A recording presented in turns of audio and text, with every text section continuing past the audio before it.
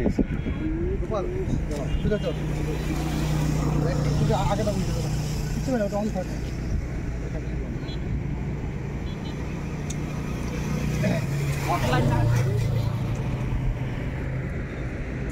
Hello, নমস্কার সবাইকে।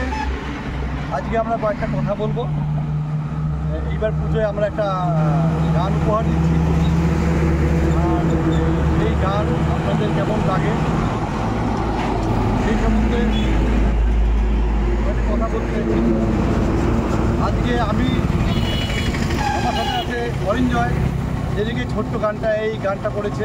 অরিঞ্জয়, তোমার তো এই প্রথম গান করলা, তোমার কেমন লাগলো পূজার এই গানটা করতে?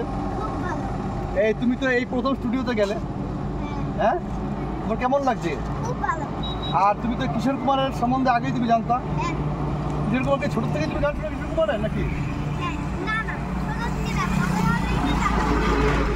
বড় হয়ে কিশোর কুমার গান শুনতেছো?